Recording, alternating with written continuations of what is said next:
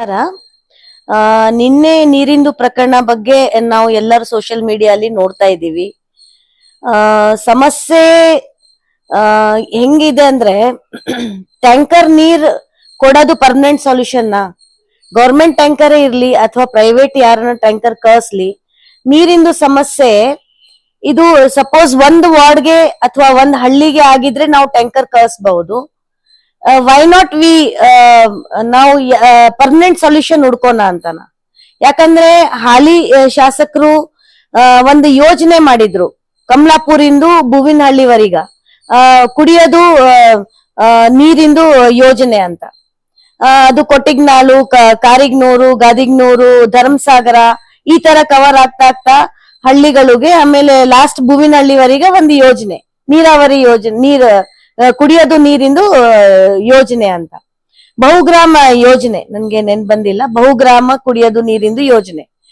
Sir, ಈಗ ನಮ್ಮ ಪಕ್ಷದ ಕಾಂಗ್ರೆಸ್ ಕಾರ್ಯಕರ್ತರು ಅಂತ ಹೇಳ್ಕೊಂಡು ಮೊನ್ನೆ ಒಂದು ವಿಡಿಯೋ ಅದು ಕೂಡ ನಾನು ನೋಡಿದೆ, ಸೋಷಿಯಲ್ ಮೀಡಿಯಾದಲ್ಲಿ ತುಂಬ ವೈರಲ್ ಆಗ್ತಾ ಇತ್ತು. ದಮ್ಮು ತಾಕತ್ ಬಗ್ಗೆ ಮಾತಾಡಿದರು. ಇತಿಹಾಸದಲ್ಲಿ ವಿಜಯನಗರ ಕ್ಷೇತ್ರ ಹೊಸಪೇಟೆಯಲ್ಲಿ ಗೌಯಪ್ಪ ಅವರ ಮನೆತನ ಅಂದರೆ ಒಂದು ತುಂಬ ಗೌರವ ಮನೆತನ. ಅದೇ ರೀತಿ ಆನಂದ್ ಸಿಂಗ್ ಅವ್ರ ಮನೆತನಕ್ಕೆ ಕೂಡ ಅಷ್ಟೇ ಪ್ರಾಮುಖ್ಯತೆ ಇದೆ.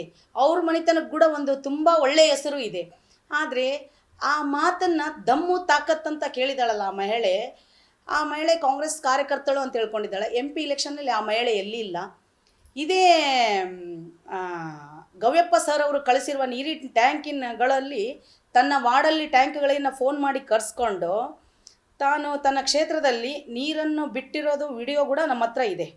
ಆತ ಇವತ್ತು ಏನಂತಂದರೆ, ಒಬ್ಬರಿಗೆ ಬಕೆಟ್ ಹಿಡಿಯೋ ಕೆಲಸ ಅಂತಾರೆ, ಈ ಕೆಲಸಕ್ಕೆ ಬಕೆಟ್ ಹಿಡಿಯೋ ಕೆಲಸ ಅಂತ ಹೇಳ್ತಾರೆ. ಯಾಕಂದರೆ ನೀವಿಲ್ಲಿ ನೋಡ್ತಾ ಇದ್ದೀರಿ ಗವ್ಯಪ್ಪ ಸರ್ ಟ್ಯಾಂಕ್.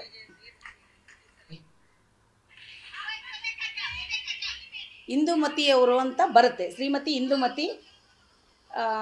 ನಮ್ಮ ಶಾಸಕರ ಒಂದು ನೀರಿನ ಟ್ಯಾಂಕ್ ಇದೆ, ನೀರು ಶಾಸಕರದು ಎಲ್ಲ ಜನರು ತುಂಬಿಕೊಂಡು ಹೋಗ್ತಾ ಇದ್ದಾರೆ.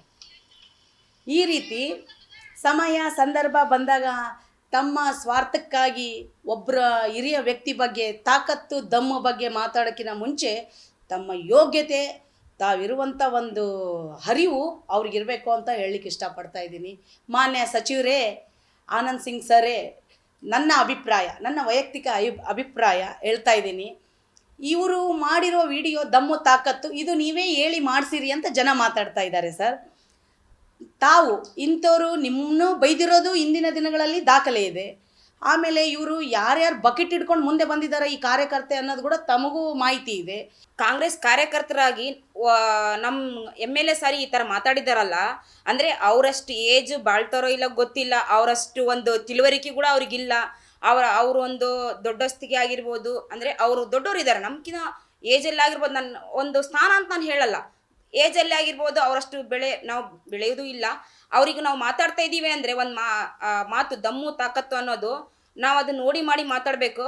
ಹೆಣ್ಣಾಗಿ ಅಷ್ಟು ದೊಡ್ಡ ದೊಡ್ಡ ಮಾತಾಡಬಾರ್ದು. ನಾವು ಸಾಮಾನ್ಯ ಮಹಿಳೆ, ನಾವು ಒಂದು ಕಾರ್ಯಕರ್ತರಾಗಿರ್ಬೋದು, ಏನೇ ಇರಲಿ, ನಾವು ಬಂದು ಆಫೀಸ್ ಇದೆ, ಇದಿದೆ, ಜನಸಂಪರ್ಕ ಕಚೇರಿ ಇದೆ, ಹೋಗಿ ಮಾತಾಡೋಣ, ನಮ್ದು ಏನಿದು ಪ್ರಾಬ್ಲಮ್ ಕೇಳೋಣ.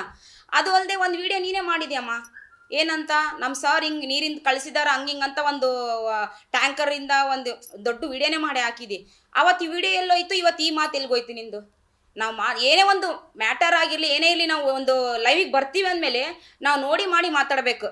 ಇವತ್ತು ಆನಂದ್ ಸಿಂಗ್ ಸರ್ ಬಗ್ಗೆ ಹೊಗಳ್ತಾ ಇದೆಯಲ್ಲ, ಇದು ಹಿಂದಿನ ದಿನಗಳಲ್ಲಿ ನೀನು ಆನಂದ್ ಸಿಂಗ್ ಸಾರಿಗೆ ಬೈದಿದ್ದಿ. ಖುದ್ದಮ್ ನಾವು ಅದೀವಿ, ಅದಕ್ಕೆ ಮಾತಾಡ್ಬೇಕಂದ್ರೆ ನಾಲ್ಗೆ ಸೀದಾ ಇಟ್ಕೊಂಡು ಮಾತಾಡು. ಯಾಕಂದ್ರೆ ನೀನು ಮಾತಾಡಿದ್ದಕ್ಕೆ ನಮ್ಮ ಕಾಂಗ್ರೆಸ್ ಕಾರ್ಯಕರ್ತರ ಹೆಣ್ಮಕ್ಳಿಗೆ ಒಂಥರ ಬೇಜಾರಿದೆ. ಏನಕ್ಕಂದರೆ ಇವಾಗ ಎಲ್ಲ ಹೆಣ್ಮಕ್ಳು ಹಂಗೆ ಇರ್ಬೋದೇನೋ, ಮುಂದಿನ ದಿನಗಳಲ್ಲಿ ಚೇಂಜ್ ಆಗ್ತಾರೇನೋ ಅನ್ನೋ ಒಂದಿದೆ. ಬಟ್ ನಾವು ಚೇಂಜ್ ಆಗಲ್ಲ, ಏನೇ ಇರಲಿ ನಾವು ಚೇಂಜ್ ಆಗಲ್ಲ. ಬರಲಿ ಅನುಭವಿಸ್ತೀವಿ, ಕಷ್ಟ ಬರಲಿ ಸುಖ ಬರಲಿ, ಅದು ಏನೇ ಇರಲಿ. ಕಾಂಗ್ರೆಸ್ ಕಾರ್ಯಕರ್ತರಿಗೆ ನೋವಾಗಿದೆ ಅಂತ ಹೇಳಿದರು, ನಮಗೆ ನೋವಾಗಿಲ್ಲ. ಯಾಕಂದ್ರೆ ನೀನು MP ಎಲೆಕ್ಷನ್ ಮಾಡಿಲ್ಲ, ನಾವು MP ಮಾಡೀವಿ, MLA ಮಾಡೀವಿ, ಎಲ್ಲ ಮಾಡೀವಿ, ನಮಗೆ ನೋವಾಗಿಲ್ಲ. ನಮ್ಗೇನು ಸರ್ ಮಾಡ್ತೀನಿ ಅಂತ ಹೇಳಿದಾರ. ಇನ್ನೂ ಆಗಿರೋದು ಒಂದೇ ವರ್ಷ. ಸಾರ್ ಅವ್ರು ತೊಗೊಂಡಿರೋದು ಇನ್ನು ಒಂದೇ ವರ್ಷ ಆಗಿದೆ. ಒಂದು ವರ್ಷದಲ್ಲಿ ಯಾರು ಏನು ಮಾಡೋಕ್ಕಾಗಲ್ಲ.